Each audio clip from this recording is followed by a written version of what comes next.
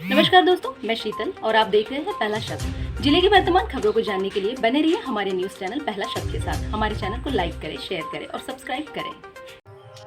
रामपायली मेले को लेकर पूर्व विधायक डॉक्टर योगेंद्र निर्मल और समाज सेवी सोनू जैन ने रखे अपने विचार। साथियों, जिस तरह व्यक्ति किसी विशेष क्षण के आनंद को प्राप्त करने की प्रतीक्षा करता है, ठीक उसी तरह रामपायली कार्तिक मेले की प्रतीक्षा क्षेत्रीय आम जनमानस, श्रद्धालु भक्त, व्यापारी वर्ग व क्षेत्रीय जनप्रतिनिधियों द्वारा की जाती है। साथ ही भव्य और पावन 10 दिवसीय रामपायली मेले में अनेक मंची कार्यक्रम जनमानस के आनंद हेतु किए जाते हैं और सभी क्षेत्रीय जनप्रतिनिधि मेले के संबंध में अपने अपने विचार व्यक्त करते हैं। ठीक इसी कड़ी में क्षेत्र के पूर्व विधायक डॉक्टर योगेंद्र निर्मल और समाज सेवी सोनू जैन ने हमसे वार्ता की, जहां उन्होंने रामपायली कार्तिक मेले के भव्य प्राचीन इतिहास के साथ साथ मेले में होने वाली व्यवस्थाओं को लेकर अपनी बात रखी। आइए देखिए पूरी खबर। सर, रामपायली मेला जो 8 तारीख से प्रारंभ किया जा रहा है कार्तिक पूर्णिमा के शुभ अवसर पर, सर इसकी कुछ विशेषता है, इसकी कुछ जानकारी क्या है भाई साहब? रामपायली का ये जो अपना मेला है ये पुरातन काल से चला आ रहा है।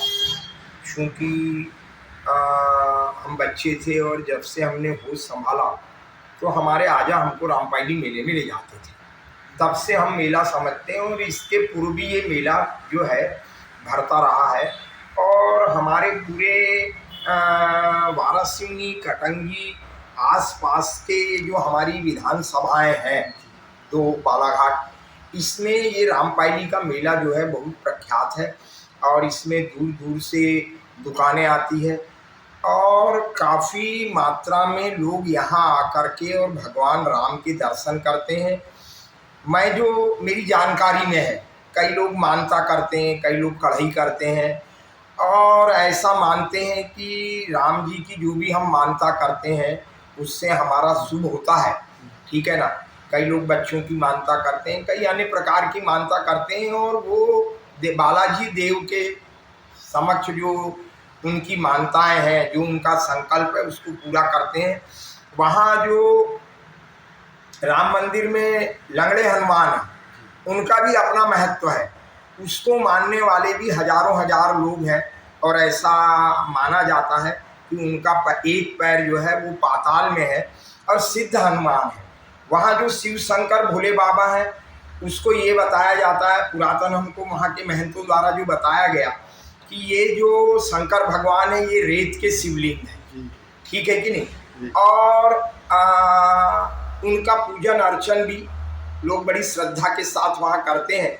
ऐसा कुल मिलाकर के ये हमारा बालाजी देव स्थान जो तीर्थ है ये बहुत ही अद्वितीय है। लोगों की इसमें ऐसी मानता है, ऐसी धारणा है कि ये हमारा आदिकाल का 400 साढ़े 400 साल का पुराना देव स्थान है और इसको मानने से एक तो हिंदुत्व भी प्रखर होता है, साथ ही जो हमारी भावनाएं हैं उनकी भी पूर्ति होती है।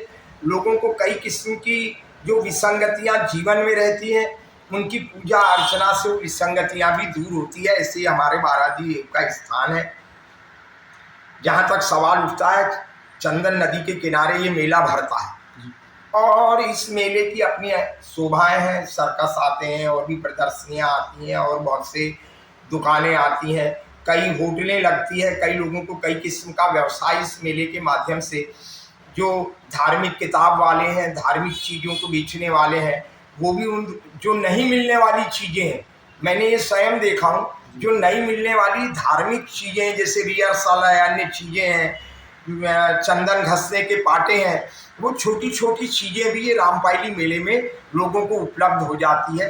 ऐसा ये हमारा मेला है और ये जो रामपायली है ये वास्तव में हमारे लिए और भी एक तीर्थ के समान है। चूँकि यहाँ परम पूजनीय हेडगेवार जी संघ संस्थापक रामपायली में रहे, उन्होंने अंग्रेजों के खिलाफ जो है आंदोलन किया, जो यहाँ पुलिस थाना था उस पर बम फेंका और आज उसको लेकर के बहुत बड़ी उपलब्धि हुई मेरे समय में।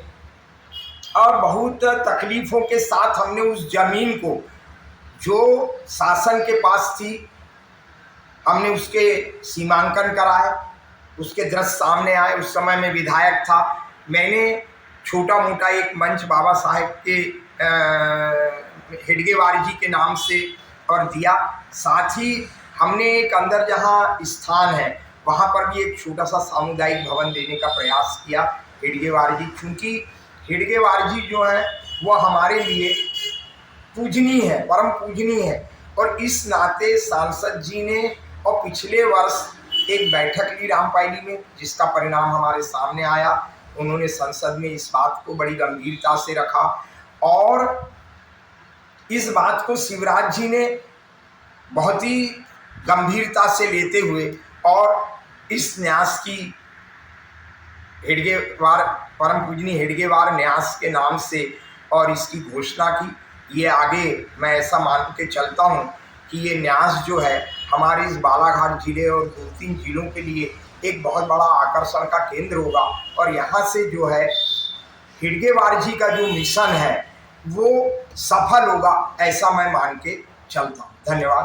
भारत माता की जय, वंदे मातरम। सोनू भैया मुझे ये बताइए, जैसे रामपायली से बिठली मार्ग जो है नदी का पुलिया जी जो अभी कच्चा पुलिया का निर्माण हो रहा है, जी इस पुलिया निर्माण में सर क्या है इसकी?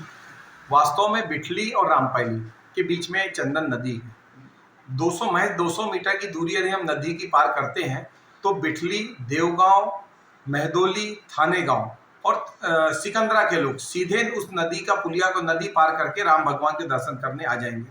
तो अभी मेले को देखते हुए हमने अस्थायी एक पुलिया निर्माण का प्रस्ताव हमारे नेता आदरणीय गौरीशंकर बिसेन जी के समक्ष रखा था। उन्होंने तत्काल हमारी बात को स्वीकार किया और पुलिया निर्माण करने के लिए पीडब्ल्यूडी के अधिकारियों को उन्होंने निर्देशित किया, जिसका परिणाम है कि अविलंब उस नदी पर ह्यूम पाइप डालकर एक पुलिया का अस्थायी निर्माण किया जा रहा है, जिससे पैदल यात्री भी भगवान राम के दर्शन करने के लिए, मेले का आनंद लेने के लिए रामपायली पैदल आ जाएंगे। इससे आवागमन भी सुगम होगा, यातायात भी सुगम होगा और मेले में लोगों की आवाजाही बढ़ेगी।